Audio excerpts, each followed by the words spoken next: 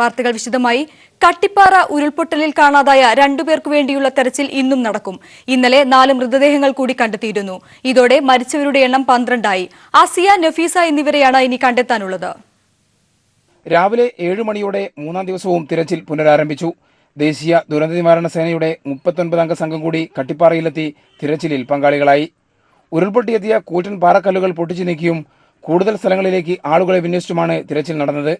3:30യോടെ നുസ്രത്തിന്റെ മകൾ റിൻഷ ഷെറിന്റെ മൃതദേഹം ലഭിച്ചു. ഇവിടെ തന്നെ നടത്തിയ തിരച്ചിലിൽ നുസ്രത്ത്, ഷംന, ഇവരുടെ മകൾ 3 വയസ്സുകാരി നിയ ഫാത്തിമ എന്നിവരുടെയും മൃതദേഹങ്ങൾ കണ്ടെത്തി. ഡോഗ് സ്ക്വാഡ് സംശയം പ്രകടിപ്പിച്ച സ്ഥലത്ത് നിന്നാണ് മൃതദേഹങ്ങൾ കിട്ടിയത്. മന്ത്രിമാരായ ടി.പി. രാമകൃഷ്ണൻ, എ.കെ. ശശീന്ദ്രൻ എന്നിവർ 3-ാം ദിവസവും സ്ഥലത്തെത്തി രക്ഷാപ്രവർത്തനം വിലയിരുത്തി. കാരാട്ട് റസാഖ് എം.എൽ.എ. സ്ഥലത്ത് ക്യാമ്പ് ചെയ്തു. മരിച്ചവരുടെ ബന്ധുക്കൾക്ക് ആവശ്യമായ ധനസഹായം ലഭ്യമാക്കുമെന്ന് മന്ത്രി ടി.പി. രാമകൃഷ്ണൻ പറഞ്ഞു. ദുരന്ത നിവാരണ സേനയുടെ യൂണിറ്റ് കോഴിക്കോട് തുടങ്ങുന്നതിനായി വീണ്ടും കേന്ദ്രത്തെ സമീപിക്കുമെന്നും ടി.പി. രാമകൃഷ്ണൻ അറിയിച്ചു.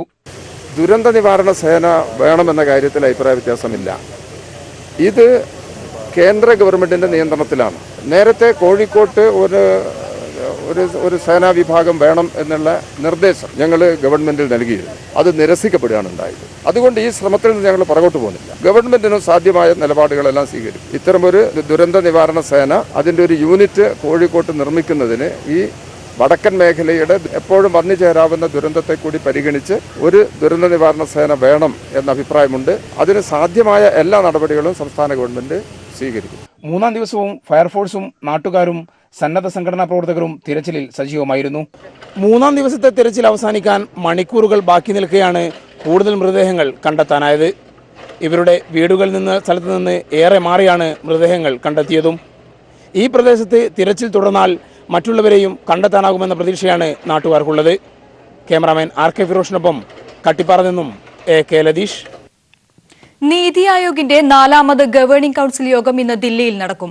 പ്രധാനമന്ത്രി നരേന്ദ്രമോദിയുടെ അധ്യക്ഷതയിൽ രാഷ്ട്രപതി ഭവനിൽ വെച്ച് നടക്കുന്ന യോഗത്തിൽ മുഖ്യമന്ത്രി പിണറായി വിജയൻ പങ്കെടുക്കും. പ്രധാനമന്ത്രി നരേന്ദ്രമോദിയുടെ അധ്യക്ഷതയിൽ ചേരുന്ന യോഗത്തിൽ കേന്ദ്രമന്ത്രിമാർ, മുഖ്യമന്ത്രിമാർ, ലഫ്റ്റനന്റ് ഗവർണർമാർ, മുതിർന്ന ഉദ്യോഗസ്ഥർ എന്നിവർ പങ്കെടുക്കും. ആരോഗ്യ ഇൻഷുറൻസ് പദ്ധതിയായ ആയുഷ്മാൻ ഭാരത് 50 കോടി ജനങ്ങളിലേക്ക് കൂടി എത്തിക്കുക, പ്രതിരോധ പരിപാടിയായ ഇന്ദ്രധനുഷ് കൂടുതൽ ശക്തമാക്കുക എന്നിങ്ങനെയുള്ള നിരവധി അജണ്ടകളിലാണ് ചർച്ച പുരോഗമിക്കുന്നത്. 2020 പൂർത്തിയാകുമ്പോഴേക്കും കർഷകരുടെ വരുമാനം ഇരട്ടിയാക്കാനുള്ള നീക്കത്തിന് സംസ്ഥാനങ്ങളുടെ പിന്തുണ തേടാനും നീതി ആയോഗിൽ ചർച്ച നടക്കും. കഴിഞ്ഞ യോഗത്തിലെ എതിർപ്പിനെ തുടർന്ന് നീതി ആയോഗിന്റെ 3 വർഷത്തേക്കുള്ള കർമ്മ പരിപാടികൾ പാസാക്കാനായിരുന്നില്ല. എന്നാൽ ഇന്നത്തെ യോഗത്തിൽ ഇക്കാര്യത്തിൽ വീണ്ടും ചർച്ചയുണ്ടായേക്കും. 2019 മഹാത്മാഗാന്ധിയുടെ 150ാം ജന്മവാർഷികത്തോടനുബന്ധിച്ച് നടത്തേണ്ട പരിപാടികൾ സംബന്ധിച്ച കാര്യങ്ങൾ ഇന്ന് തീരുമാനമുണ്ടാവും. യോഗത്തിൽ എത്തില്ലെന്ന് ഒഡീഷ മുഖ്യമന്ത്രി നവീൻ പട്നായിക് അറിയിച്ചിട്ടുണ്ട്. അതേസമയം പ്രതിഷേധ ധർണ്ണ നടക്കുന്നതിനാൽ അരവിന്ദ് കെജ്രിവാൾ യോഗത്തിൽ പങ്കെടുക്കില്ല. കാർഷിക വിപണന പരിഷ്കാരങ്ങൾ നടപ്പാക്കാനും ദേശീയ കാർഷിക വിപണിയുടെ ഇ ട്രേഡിംഗ് വേദിയായ ഇനാം നടപ്പാക്കാനും യോഗം സംസ്ഥാനങ്ങളെ പ്രോത്സാഹിപ്പിക്കും. News bureau, Delhi. ലഫ്റ്റനന്റ് ഗവർണറുടെ വസതിയിൽ ധർണയിരിക്കുന്ന ദില്ലി മുഖ്യമന്ത്രി അരവിന്ദ് കെജ്രിവാളിന് പിന്തുണയുമായി പിണറായി വിജയൻ അടക്കം 4 മുഖ്യമന്ത്രിമാർ രംഗത്ത്. കർണാടക, ബംഗാൾ, ആന്ധ്രാപ്രദേശ് എന്നീ മുഖ്യമന്ത്രിമാർക്കൊപ്പം പിണറായി വിജയൻ കെജ്രിവാളിന്റെ വസതിയിൽ സന്ദർശനം നടത്തി. ജനാധിപത്യ വിശ്വാസികൾ കെജ്രിവാളിനൊപ്പമുണ്ടെന്ന് പിണറായി വിജയൻ വ്യക്തമാക്കി. മുഖ്യമന്ത്രിമാരായ പിണറായി വിജയൻ, എച്ച്.ഡി. കുമാരസ്വാമി, ചന്ദ്രബാബു നായിഡു, മമതാ ബാനർജി എന്നിവർ ദില്ലിയിലെ ആന്ധ്രാഭവനിൽ വെച്ച് കൂടിക്കാഴ്ച നടത്തിയതിനു ശേഷമാണ് കേജ്രിവാളിന്റെ വസതിയിലേക്ക് സന്ദർശനം നടത്തിയത്. കേജ്രിവാളിനെ സന്ദർശിക്കാൻ അനുവാദം നൽകണമെന്നാവശ്യപ്പെട്ട് മുഖ്യമന്ത്രിമാർ ലഫ്റ്റനന്റ് ഗവർണർക്ക് കത്തയച്ചിരുന്നു. എന്നാൽ കത്തിന് മറുപടി നൽകാത്ത സാഹചര്യത്തിലാണ് സന്ദർശനം വസതിയിലേക്കാക്കിയത്. കേജ്രിവാളിന് പിന്തുണ അറിയിക്കാനാണ് ദില്ലിയിലെത്തിയതെന്നും ജനാധിപത്യ വിശ്വാസികൾ കേജ്രിവാളിനൊപ്പമുണ്ടെന്നും പിണറായി വിജയൻ വ്യക്തമാക്കി. പ്രധാനമന്ത്രി വിഷയത്തിൽ ഉടൻ ഇടപെടണമെന്ന എച്ച്.ഡി. കുമാരസ്വാമിയും ജനാധിപത്യം പ്രതിസന്ധിയിലായിരിക്കുകയാണെന്ന് മമതാ ബാനർജിയും ചൂണ്ടിക്കാണിച്ചു. 4 മാസമായി ജോലിയിൽ നിന്ന് വിട്ടുനിൽക്കുന്ന IAS ഉദ്യോഗസ്ഥർക്കെതിരെ നടപടിയെടുക്കുക, റേഷൻ അടക്കമുള്ള സർക്കാർ സേവനങ്ങൾ വീട്ടുപടിക്കൽ നൽകാനുള്ള തീരുമാനത്തിന് അംഗീകാരം നൽകുക എന്നീ ആവശ്യങ്ങൾ ഉന്നയിച്ച് നടക്കുന്ന ധർണ 7ാം ദിവസത്തിലേക്ക് കടന്നിരിക്കുകയാണ്. നിരാഹാര സമരം നടത്തുന്ന ഉപമുഖ്യമന്ത്രി മനീഷ് സിസോദിയുടെ ആരോഗ്യനില മോശമാണെന്ന് ഡോക്ടർമാർ അറിയിച്ചിട്ടുണ്ട്. മന്ത്രിമാരെ അറസ്റ്റ് ചെയ്ത് ആശുപത്രി പ്രവേശിപ്പിക്കാൻ സാധ്യതയുണ്ട്. അതിനാൽ 4 ആംബുലൻസുകളും കനത്ത സുരക്ഷയും ലഫ്റ്റനന്റ് ഗവർണറുടെ വസതിയിൽ ഒരുക്കിയിട്ടുണ്ട്. News bureau, Delhi. People exclusive. ADGP Sudesh കുമാറിന്റെ കൂടുതൽ ക്രമക്കേടുകൾ പുറത്താവുന്നു. ബറ്റാലിയൻ ADGP ആയിരിക്കെ സുദേശ് കുമാർ സർക്കാരിന് വരുത്തിവെച്ചത് വൻ സാമ്പത്തിക ബാധ്യത. ADGPയുടെ സമ്മാനം ഇഷ്ടക്കാർക്ക് കൊടുക്കാനായി ഒരു പോലീസുകാരനെ കേരളം യാത്രാപ്പടി നൽകി അയച്ചു. സിവിൽ സർവീസിന് പഠിക്കുന്ന മകളുടെ പഠനാവശ്യത്തിനു വേണ്ടി SAP ക്യാമ്പിൽ വരുത്തുന്നതിന് മാസം 10,000-ലേറെ രൂപയുടെ പുസ്തകങ്ങൾ വാങ്ങി. പഠനാവശ്യത്തിനായി ഫോട്ടോ കോപ്പി മെഷീനും സർക്കാർ ചെലവിൽ വാങ്ങിച്ചു. ബറ്റാലിയൻ ADGP ആയിരിക്കെ സുധേഷ് കുമാർ നടത്തിയ കൂടുതൽ ക്രമക്കേടുകളാണ് ഓരോ ദിവസവും പുറത്തു വന്നുകൊണ്ടിരിക്കുന്നത്. സിവിൽ സർവീസിന് പഠിക്കുന്ന മകൾക്ക് പുസ്തകങ്ങൾ വാങ്ങിക്കുന്നതിന് പോലും വകുപ്പിന്റെ പണം ഉപയോഗിക്കുന്നുവെന്നാണ് തെളിയുന്നത്. SAP ക്യാമ്പിൽ അനാവശ്യമായി വരുത്തുന്നത് നിരവധി മാസികകളും പുസ്തകങ്ങളുമാണ്. മാസം 10,000-ലേറെ രൂപയുടെ പുസ്തകങ്ങളാണ് ഇവിടെ വരുത്തുന്നത്. മകളുടെ സിവിൽ സർവീസ് ആവശ്യങ്ങൾക്ക് വേണ്ടിയാണ് ഈ പുസ്തകങ്ങളെല്ലാം വാങ്ങിക്കൂട്ടുന്നത്. കൂടാതെ മകളുടെ പഠനാവശ്യത്തിന് വേണ്ടി ഒരു ഫോട്ടോ കോപ്പി മെഷീൻ പ്രത്യേകമായി വാങ്ങിയിട്ടുണ്ട്. ബറ്റാലിയൻ്റെ ആവശ്യത്തിനായി വാങ്ങിയ ഈ കോപ്പിയർ വഴിയാണ് മകൾക്കാവശ്യമായ ഫോട്ടോ കോപ്പികൾ എടുക്കുന്നത്. സുധേഷ് കുമാറിന് ശബരിമല സുരക്ഷാ ചുമതലയുടെ മേൽനോട്ടമുണ്ടായിരുന്ന ഘട്ടത്തിൽ അവിടെ നിന്നും കൊണ്ടുവന്ന ചാക്ക് കണക്കിന് അപ്പവും അരവണയും വിതരണം ചെയ്യാൻ പോലീസുകാരനെ ചുമതലപ്പെടുത്തി. ADGPയുടെ സമ്മാനം ഇഷ്ടക്കാർക്ക് കൊടുത്ത വകയിൽ യാത്രാപ്പടി ഇനത്തിൽ വൻ ബാധ്യതയാണ് ബറ്റാലിയന് വന്നു ചേർന്നത്. സുധേഷ് കുമാർ ചെറിയ വിലയുള്ള മരുന്നുകൾ പോലും SAP ക്യാമ്പിലെ ആശുപത്രിയിൽ നിന്നും നിർബന്ധപൂർവ്വം വാങ്ങിപ്പിക്കുന്നു എന്ന പരാതിയും ഉയരുന്നുണ്ട്.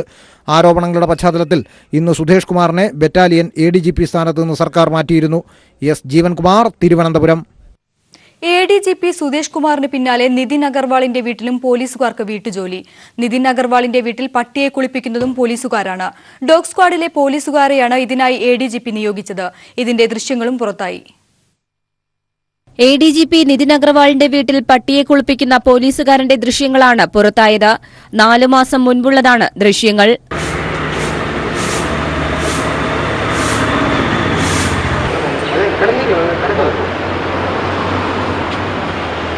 ഡോഗ് സ്ക്വാഡിലെ അംഗങ്ങളെയാണ് ഇതിനായി ADGP വീട്ടിൽ നിയോഗിച്ചത്. ആഴ്ചയിൽ 3 ദിവസമാണ് ഡോഗ് സ്ക്വാഡിലെ ഈ പോലീസുകാർ നിതിൻ അഗർവാളിന്റെ വീട്ടിലെത്തുന്നത്. 3 പേരെയാണ് പട്ടിയെ കുളിപ്പിക്കാൻ മാത്രമായി ADGP നിയോഗിച്ചിരുന്നത്. ആംഡ് ബറ്റാലിയൻ ADGP ആയിരുന്നപ്പോഴാണ് നിതിൻ അഗർവാൾ ഇത്തരത്തിൽ പോലീസുകാരെ വീട്ടിലേക്കായി നിയോഗിച്ചത്. നിലവിൽ Kerala police housing construction corporation MD-യാണ് നിതിൻ അഗർവാൾ.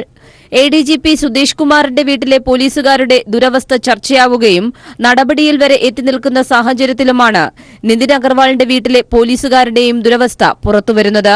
ഡോഗ് സ്ക്വാഡിലെ പട്ടികളുടെ പരിചരണത്തിന് വേണ്ടിയുള്ള പ്രത്യേക കേന്ദ്രത്തിൽ മാത്രമാണ് ഈ പോലീസുകാർക്ക് ജോലി എന്നിരിക്കെയാണ് സ്വകാര്യ ആവശ്യത്തിനായി ADGP ഈ പോലീസുകാരെ ഉപയോഗിച്ചത്. News bureau, Thiruvananthapuram. SFI 33-ാം സംസ്ഥാന സമ്മേളനം 20 മുതൽ 24 വരെ കൊല്ലത്ത് നടക്കുമെന്ന് സ്വാഗത സംഘം ചെയർമാൻ KN ബാലഗോപാൽ വാർത്താസമ്മേളനത്തിൽ അറിയിച്ചു. സമ്മേളനത്തിന് തുടക്കം കുറിച്ച് പതാക, കൊടിമര, ദീപശിഖ ജാഥകൾ 20-ന് QAC മൈതാനത്തെ പൊതുസമ്മേളന വേദിയിലെത്തും. 21-ന് രാവിലെ 10-ന് 1,00,000 ലക്ഷത്തോളം വിദ്യാർത്ഥികൾ പങ്കെടുക്കുന്ന റാലി ചിന്നക്കടയിൽ നിന്നും ആരംഭിക്കും. തുടർന്ന് QC മൈതാനത്തെ പൊതുസമ്മേളനം CPIM സംസ്ഥാന സെക്രട്ടറി കോടിയേരി ബാലകൃഷ്ണൻ ഉദ്ഘാടനം ചെയ്യും. LDF convener A. വിജയരാഘവൻ, മന്ത്രി J. മേഴ്സിക്കുട്ടിയമ്മ, SFI ദേശീയ സെക്രട്ടറി വിക്രം സിംഗ് തുടങ്ങിയവർ പങ്കെടുക്കും. 21-ാം തീയതി വലിയ കൊല്ലം കണ്ടിട്ടുള്ളതിൽ ഏറ്റവും വിപുലമായ ഒരു വിദ്യാർത്ഥി പ്രകടനം നടത്തുക എന്നുള്ള പദ്ധതിയാണ് നടക്കുന്നത്. 1,00,000 വിദ്യാർത്ഥികൾ പങ്കെടുക്കുന്ന, ഈ ജില്ലയിൽ നിന്ന് മാത്രമുള്ള വിദ്യാർത്ഥികൾ പങ്കെടുക്കുന്ന പരിപാടിയാണ്. കോടിയേരി ബാലകൃഷ്ണനാണ് അത് ഉദ്ഘാടനം ചെയ്യുന്നത്. ശ്രീ ശശികുമാറാണ് നമ്മുടെ Asian school of Asian media സ്കൂളിൻ്റെ അദ്ദേഹമാണ് ആ സമ്മേളനം ഉദ്ഘാടനം ചെയ്യുന്നത്. ആ സമ്മേളനത്തിൻ്റെ ഭാഗമായിട്ട് പിന്നീട് പ്രധാനമായിട്ടും കഴിഞ്ഞ കാലത്തെ വിദ്യാഭ്യാസ രംഗത്തെ അവരുടെ പ്രവർത്തനം, അതുപോലെ ഇനി അങ്ങോട്ട് പോകുന്ന സമയത്ത് ഏറ്റെടുക്കേണ്ട പ്രവർത്തനങ്ങളെ സംബന്ധിച്ച് വളരെ ഗൗരവമായി സമ്മേളനം ചർച്ച ചെയ്യുന്ന ഒരു സമ്മേളനമായിരിക്കും അത്. 22-ന് ആശ്രാമം യൂനുസ് കൺവെൻഷൻ സെന്ററിൽ പ്രതിനിധി സമ്മേളനം മുതിർന്ന മാധ്യമപ്രവർത്തകൻ K. ശശികുമാർ ഉദ്ഘാടനം ചെയ്യും. രക്തസാക്ഷി കുടുംബസംഗമം, പൂർവ്വകാല നേതൃസംഗമം എന്നിവയും സമ്മേളനത്തിന്റെ ഭാഗമായി നടക്കും. 17-ന് കണ്ണൂരിലെ VK സുധീഷ് രക്തസാക്ഷി മണ്ഡപത്തിൽ നിന്നും ആരംഭിക്കുന്ന പതാക ജാഥ EP ജയരാജൻ MLA-യും 20-ന് കരുനാഗപ്പള്ളി അജയപ്രസാദ് സ്മൃതി മണ്ഡപത്തിൽ നിന്നുള്ള കൊടിമര ജാഥ വൈക്കം വിഷനും ഉദ്ഘാടനം ചെയ്യും. പാറശാല സജിൻ ഷാഹുൽ സ്മൃതി മണ്ഡപത്തിൽ നിന്നുള്ള ദീപശിഖ ജാഥ മന്ത്രി AK ബാലനും, ചവറ ശ്രീകുമാർ സ്മൃതി മണ്ഡപത്തിൽ നിന്ന് ആരംഭിക്കുന്ന ദീപശിഖ ജാഥ SFI ദേശീയ പ്രസിഡന്റ് VV സാനുവും ഉദ്ഘാടനം ചെയ്യും. 21 വർഷത്തിനു ശേഷമാണ് കൊല്ലത്തെ SFI സംസ്ഥാന സമ്മേളനം ചേരുന്നത്. 575 പ്രതിനിധികൾ പങ്കെടുക്കും. ന്യൂസ് ബ്യൂറോ, കൊല്ലം. എല്ലാവർക്കും വീട് എന്ന സർക്കാർ പ്രഖ്യാപിത സ്വപ്നം നിലനിൽക്കെ സർക്കാർ അനുവദിച്ച ഭൂമിയുടെ കരമടയ്ക്കാൻ കഴിയാതെ ദുരിതം പേറുകയാണ് 16 തലസ്ഥാന കുടുംബങ്ങൾ. റീസർവേ നടപടികളിലെ പാളിച്ചകൾ പരിഹരിക്കാൻ ജില്ലാ കളക്ടർ നിർദ്ദേശിച്ചിട്ടും നാളിതുവരെ ഈ സാധുക്കളുടെ പ്രശ്നപരിഹാരത്തിനായി റവന്യൂ വകുപ്പ് ഒരു നടപടിയും സ്വീകരിച്ചിട്ടില്ല. വീടില്ലാത്തവർക്ക് വീടെന്ന സാധാരണക്കാരന്റെ സ്വപ്നത്തിന് സർക്കാർ പ്രത്യേക പദ്ധതികളുമായി മുൻപോട്ടു പോകുമ്പോഴാണ് തലസ്ഥാന നഗരിയിലെ 16 കുടുംബങ്ങൾ പട്ടയം ലഭിച്ച ഭൂമിക്ക് കരമടയ്ക്കാനാവാതെ ദുരിതം പേറുന്നത്.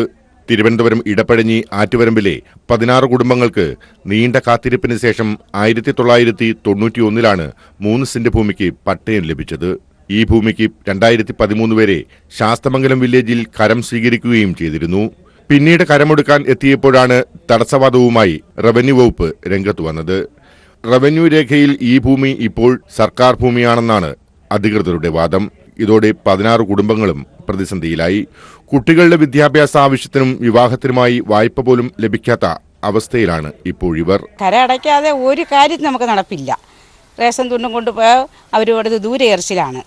താലൂക്കിലേക്ക് കൊണ്ടുപോയാൽ കരം രസീത് ഉണ്ടെങ്കിലേ പറ്റുള്ളൂ എന്ന് പറഞ്ഞ് പിന്നെ വില്ലേജ് ഓഫീസിൽ പോയി ഒരുപാട് സ്ഥലത്തൊക്കെ ഇതിനു വേണ്ടി പോവേണം. നമുക്കിതിന് ആരും നമുക്ക് ഉൾപ്പെട്ട ഒന്നും ശരിയാക്കി തരണില്ല. ജില്ലാ കളക്ടർക്കും റവന്യൂ അധികാരികൾക്കും നിരവധി തവണ പരാതി നൽകിയിട്ടും ആരും കനിഞ്ഞില്ല. നിയമപരമായി നടപടി സ്വീകരിക്കാൻ അന്നത്തെ ജില്ലാ കളക്ടർ ബിജു പ്രഭാകർ ഉത്തരവിട്ടിട്ടും പരാതി സംബന്ധിച്ച ഫയൽ ഇപ്പോഴും തീർപ്പാക്കാതെ കിടക്കുന്നു. തങ്ങളുടെ ദുരിതം കേൾക്കാൻ ആരുമില്ലാത്ത അവസ്ഥയാണെന്നാണ് ഇവിടുത്തുകാർ പറയുന്നത്. നമുക്ക് ഒരു കേസ് വന്ന ഒരു ജാമ്യത്തിന് ഒരു കരുതി രജിസ്റ്റർ എടുക്കാൻ ഈ സർക്കാർ സമ്മതിക്കില്ല. ഇത്രയും വീടുകൾ കിടഞ്ഞിടക്കണം. ഒരു മെയിൻ്റനൻസിന് നമ്മളെപ്പം സർക്കാർ അതിലേക്ക് തീരുമാനമില്ല. ഇപ്പം നമ്മളെ പിണറായി വിജയൻ സഖാവ് വന്ന് പറഞ്ഞ് എല്ലാവർക്കും മെയിൻ്റനൻസ് പണിയാന്ന്. ഒരു ബാത്റൂമും ഇല്ല സാറേ. അതിനൊരു തീരുമാനം എടുക്കണം. റീസർവേ നടപടികളിൽ ഉദ്യോഗസ്ഥർ മനഃപൂർവ്വമായി വരുത്തിയ വീഴ്ചയാണ് തങ്ങളെ ഈ തീരാ ദുഃഖത്തിലേക്ക് തള്ളിയിട്ടതെന്നാണ് ഇവരുടെ വിശ്വാസം. ഭൂമിയില്ലാത്തവർക്ക് ഭൂമി, വീടില്ലാത്തവർക്ക് വീട് എന്ന സർക്കാരിന്റെ പ്രഖ്യാപിത നയം നിലനിൽക്കെയാണ് 15ഓളം കുടുംബങ്ങൾ കരമടയ്ക്കാതെ ദുരിതം പേറുന്നത്. ഇടപ്പഴിഞ്ഞിയിൽ നിന്നും ക്യാമറമാൻ ചന്ദ്രശേഖരനൊപ്പം ലെസ്ലി ജോൺ, തിരുവനന്തപുരം. വാർത്തകളിലേക്ക് എത്താം. ഒരിടവേളയ്ക്ക് ശേഷം സംസ്ഥാന ചലച്ചിത്ര അക്കാദമി സംഘടിപ്പിക്കുന്ന 6 ദിന ടെലിവിഷൻ ശില്പശാലയ്ക്ക് തിരുവനന്തപുരത്ത് തുടക്കമായി. ശില്പശാലയുടെ ഭാഗമായുള്ള television in post truth India എന്ന സെമിനാർ മുതിർന്ന മാധ്യമപ്രവർത്തകൻ ശശികുമാർ ഉദ്ഘാടനം ചെയ്തു. CS വെങ്കടേശ്വരൻ, സണ്ണിക്കുട്ടി എബ്രഹാം, നീലൻ തുടങ്ങിയവർ സെമിനാറിൽ സംസാരിച്ചു. C ഗൌരിദാസൻ നായരായിരുന്നു മോഡറേറ്റർ. ശില്പശാല ഈ മാസം 21 സമാപിക്കും. UAE-യിലെ ജനപ്രിയ ബ്രാൻഡായ സെൽഫി ടീ ഭക്ഷ്യശൃംഖലയുടെ കേരളത്തിലെ ആദ്യ ഔട്ട്ലെറ്റ് തൃശൂരിൽ പ്രവർത്തനം ആരംഭിച്ചു.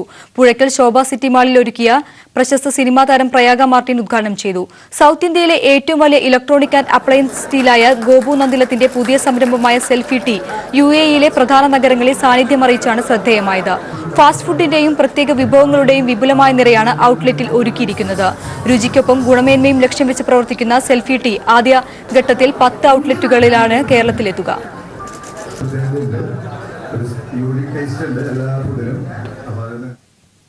ഭിന്നലിംഗക്കാരുടെ സൗന്ദര്യ മത്സരത്തിന്റെ 2ാം പതിപ്പ് നാളെ കൊച്ചിയിൽ അരങ്ങേറും. ക്വീൻ ഓഫ് ദ്വയ എന്ന പേരിൽ വൈകിട്ട് 7-ന് നെടുമ്പാശ്ശേരി സിയാൻ കൺവെൻഷൻ സെന്ററിലാണ് മത്സരം നടക്കുക.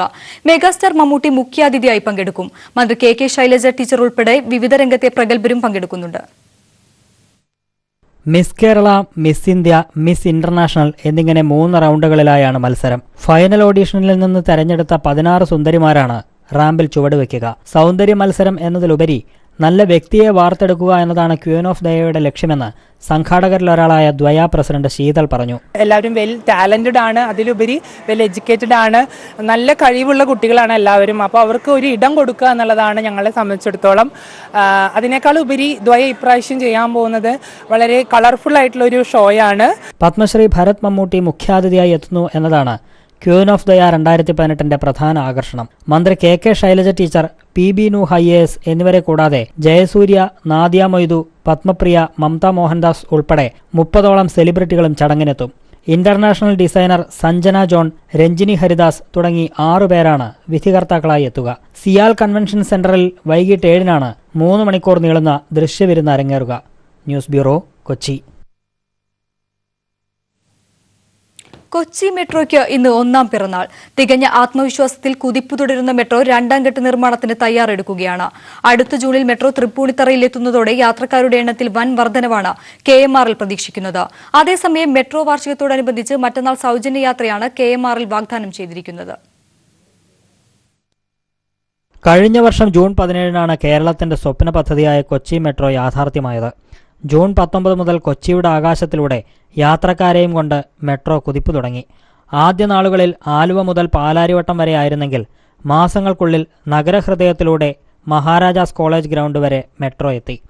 ഇതോടെ പ്രതിദിന യാത്രക്കാരുടെ എണ്ണം 25,000-ൽ നിന്ന് 40,000-ലെത്തി.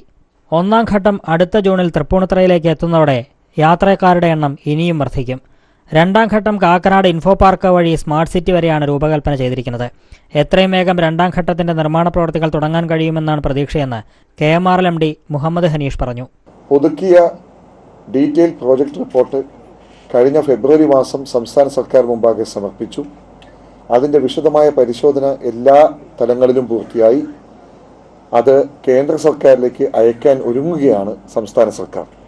എത്രയും വേഗം ഫ്രഞ്ച് ധനസഹായത്തോടുകൂടി തന്നെ രണ്ടാം ഘട്ടം ആരംഭിക്കുവാൻ സാധിക്കുമെന്നാണ് വിശ്വസിക്കുന്നത്. ഭാവിയിൽ മെട്രോ നെടുമ്പാശ്ശേരിയിലേക്കും പശ്ചിമ കൊച്ചിയിലേക്കും നീട്ടുന്നതിനെക്കുറിച്ച് ആലോചനയുണ്ടെന്നും KMRL MD പറഞ്ഞു. യാത്രക്കാരുമായി ബന്ധപ്പെട്ട മുഴുവൻ ചുമതലയും പൂർണ്ണമായി സ്ത്രീകൾ നിർവഹിക്കുന്ന ലോകത്തിലെ ആദ്യ മെട്രോ, ചരിത്രത്തിലാദ്യമായി ട്രാൻസ്ജെൻഡറുകൾ ജോലി ചെയ്യുന്ന മെട്രോ തുടങ്ങി നിരവധി സവിശേഷതകൾ കൊച്ചി മെട്രോയ്ക്കുണ്ട്. ഇടതുപക്ഷത്തിന്റെ ഉൾപ്പെടെ നിരവധി സമരപോരാട്ടങ്ങളുടെ ഭാഗമായാണ് കൊച്ചി മെട്രോ യാഥാർത്ഥ്യത്തിലേക്ക് എത്തിയത്. നിർമ്മാണവേളയിലുണ്ടായ പ്രതിബന്ധങ്ങളെ അതിജീവിച്ച് നഗരത്തിന്റെ മുഖച്ഛായ തന്നെ മാറ്റിക്കൊണ്ട് മെട്രോ ഓടിത്തുടങ്ങിയപ്പോൾ അത് പുതിയ ഗതാഗത സംസ്കാരത്തിനു കൂടി തുടക്കമിടുകയായിരുന്നു. KM ഉമേഷ്, കൊച്ചി. ഈ വാർത്താ ബുള്ളറ്റിൻ ഇവിടെ പൂർണ്ണമാകുന്നു. അടുത്ത ബുള്ളറ്റിൻ 9 മണിക്ക്. നമസ്കാരം.